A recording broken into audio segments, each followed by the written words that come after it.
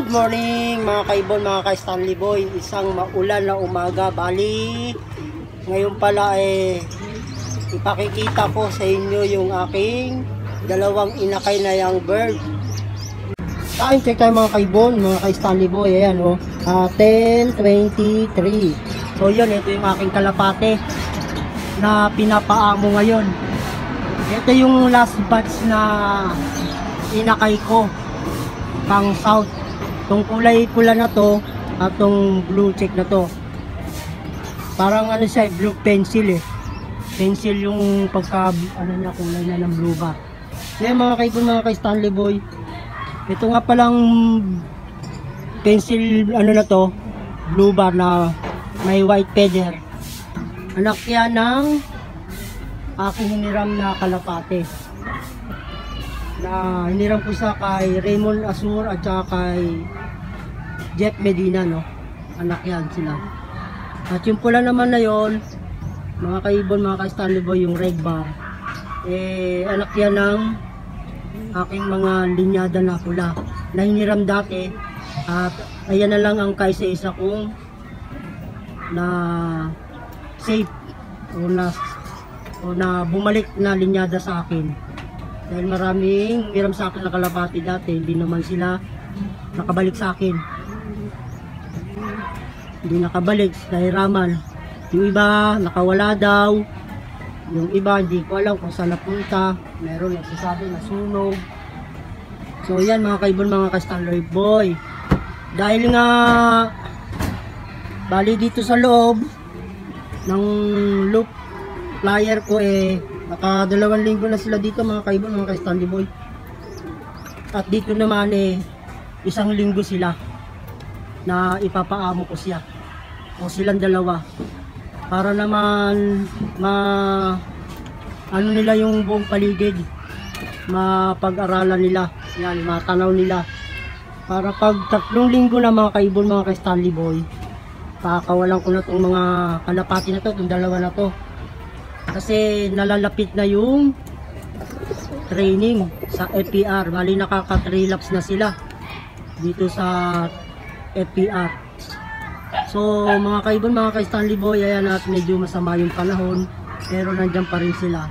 Nilagay ko kasi kailangan na to, at baka abutin ng training hindi pa nalipad, kaya araw-araw ko silang ilalagay dito sa loob ng case na yan mga kaibon, mga ka-Stanley Boy, para mapaamo ko sila at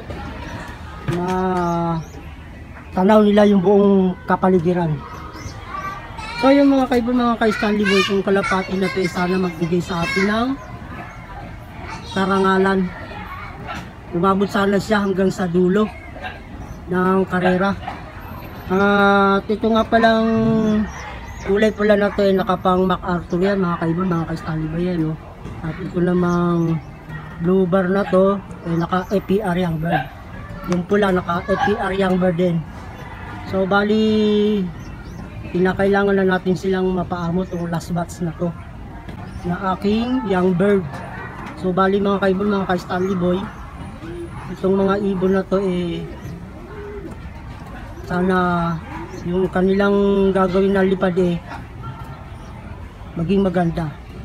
At sana hindi mag-overfly para naman mai-training natin. So yun mga kaibon, mga ka-Stanley Boy. At dito sa loob naman update tayo. Okay naman yung aking mga kalapate. At wala naman silang karamdaman mga kaibon, mga ka-Stanley Boy, no? Yan. Okay na okay sila. Yung aking mga young bird. Itong mga kalapati na to mga kaibon, young bird doon ng FPR. Sana umabot hanggang sa dulo at makapag-load tayo ng pang MacArthur. First time kung makakaano na naman ng pang MacArthur na rin, kasi nakaraan sa APR first time sana, kaso hindi naman natuloy. At ayun nga, binalik yung mga baga sa replace na lang, replacement. Pero hindi tayo nakakuha ng singsing ng pang MacArthur sa APR, gawa ng wala nang young bird na singsing pang APR.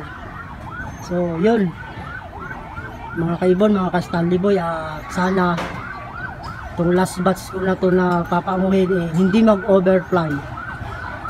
So hanggang dito na lang mga kaibon, mga ka-Stanley Boy, at huwag na natin pabahan yung ating kwento dito sa last batch ng aking pinapaamo mga kaibon, mga ka-Stanley Boy. Abang-abang na lang sa susunod ng mga upload mga kaibon. Maraming salamat sa mga nanatiling nagsusubaybay sa aking munting video. God bless sa inyong lahat.